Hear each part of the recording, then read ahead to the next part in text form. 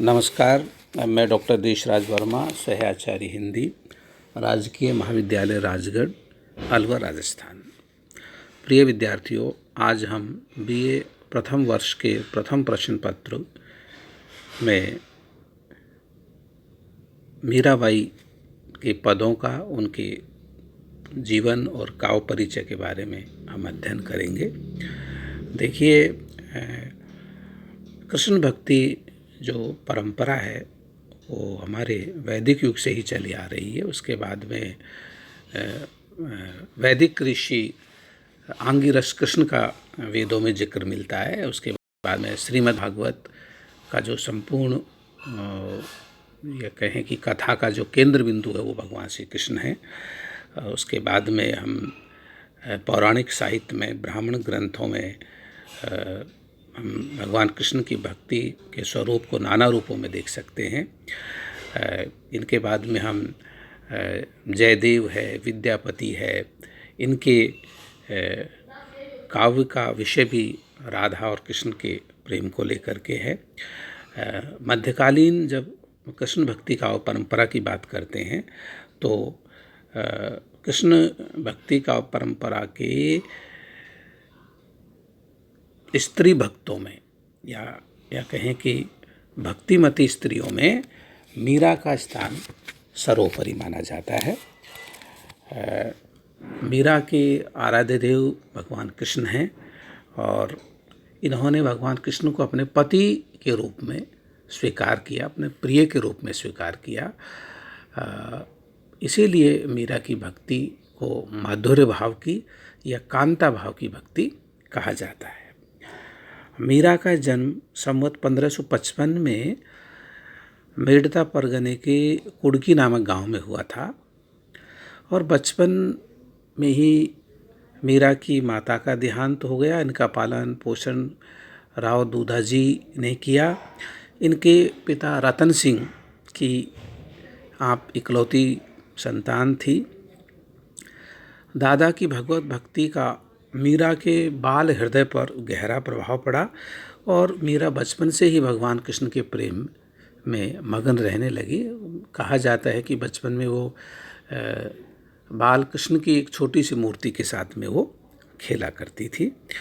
समय आने पर मीरा का विवाह चित्तौड़ के राणा सांगा के पुत्र भोजराज के साथ हुआ, लेकिन मीरा का ये वैवाहिक जीवन अधिक दिनों तक नहीं टिका और मीरा कुछ ही वर्ष पश्चात विधवा हो गई। अब विधवा जीवन का भारतीय समाज में कितना एक तरह से अभिशप्त जीवन है वो मीरा को भी झेलना पड़ा।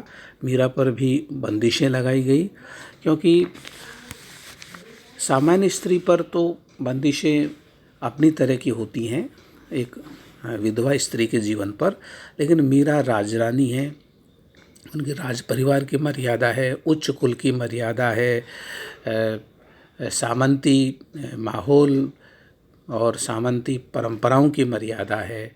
और साथ ही साथ मीरा जब राजमहलों से निकल कर के साधु संतों के सानिध्य में सड़क पर बैठ कर के भजन गाती है तो ये राज परिवार को गवारा नहीं लगा। मीरा ने खुद ने लिखा है कि परिवार वालों ने मीरा को नाना प्रकार की यातनाएं दी।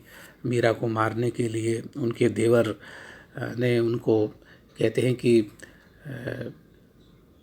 जहरीले नाग उसमें भिजवाए गए और विष का प्याला मीरा के लिए भेजा गया, लेकिन वो मीरा, हम पढ़ते हैं कि पीवत मीरा हाँसी रे, वो सारी चीज़ें मीरा उनको एक तरह से पचा गई।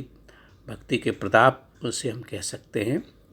और मीरा की सास ने मीरा को उलाहना दिया जो मीरा के पदों में, उनकी गीतियों में व्यक्त है। मीरा ने कहा कि लोग कहें मीरा बही बावरी, सास कहे कुल न्यासी रे। कई जगह न्यात कहे कुल नासी रे भी लिखा हुआ मिलता है। तो आप देखिए मीरा कितने पारिवारिक स्तर पर, राज परिवार के स्तर पर, समाज के स्तर पर, सामंती परिवेश के कई स्तरों पर संघर्ष कर रही थी और अपने वजूद को एक तरह से मुखर कर रही थी, अपने व्यक्तित्व को साकार कर रही थी, और उसके लिए अपने व्यक्तित्व को उभारने के लिए उन्होंने भक्ति का सहारा लिया, भक्ति के धरातल पर, और कृष्ण को इसके लिए एक सशक्त माध्यम के रूप में मीरा चुनती हैं। क्योंकि आज से 600-700 साल पहले अगर कोई स्त्री, 500-600 साल पहले कोई स्त्री ये कहे कि ये मेरा पति नहीं है, मेरा पति तो ये है, तो समाज में, और एक विधवा स्त्री कहे तो समाज में एक तहलका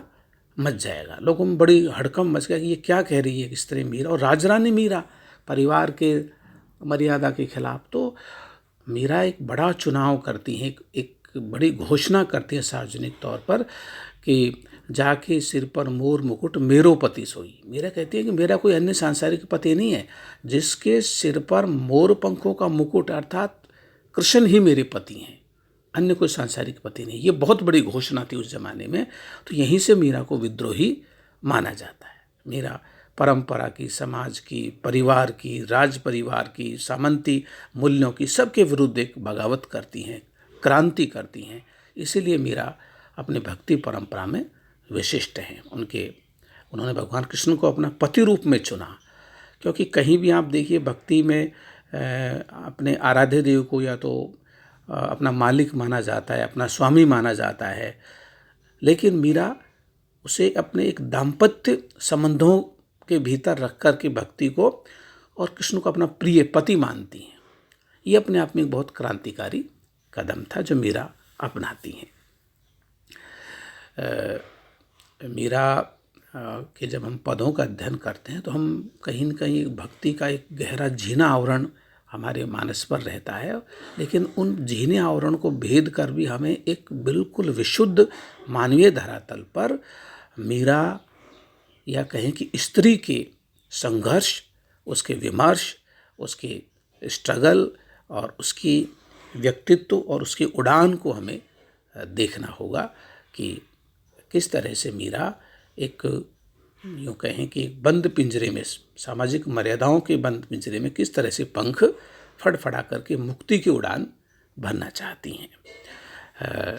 मीरा के जो पद हैं वो राजस्थानी या कहें कि मारवाड़ी में हैं। उसमें हमें गुजराती के, मराठी के, पंजाबी के और ब्रज और अवधी के शब्द भी हमें देखने को मिलते हैं। इनकी भक्ति माधुर्य भाव या कांता भाव की है। और मीरा ने निर्गुण संतों के सानिध्य से निर्गुण भक्ति के पद भी लिखे हैं, या उनकी भक्ति में निर्गुण उपासना का स्वरूप भी हमें देखने को मिलता है। और मीरा हमें एक स्त्री चेतना के जो गुण हैं वो हमें देखने को मिलते हैं। उनकी जो पदों की रचना है या पद हैं वो गेय पद हैं, इसलिए मीरा के पदों को गीति भी कहा जाता है। इनकी भाषा सहज अलंकार और सहज अलंकारों का, सहज मुहावरों का मीरा प्रयोग करती हैं। इनके भक्ति के आलम्बन भगवान कृष्ण हैं। और साथ ही साथ मीरा के अंदर हमें एक तीव्र विरहानुभूति देखने को मिलती है। और विभिन्न प्रकार के चातक की पुकार, घोर वर्षा, घटाएं और विरही प्राणों का एक चित्कार कहीं न कहीं हमें मीरा के इन पदों में देखने को मिलते हैं, इन गीतियों में देखने को मिलता है।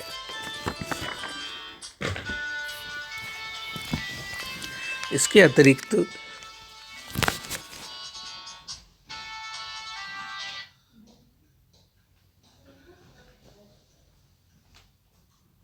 ये लो भाई, पोज कर देते वीडियो, पोज तो जा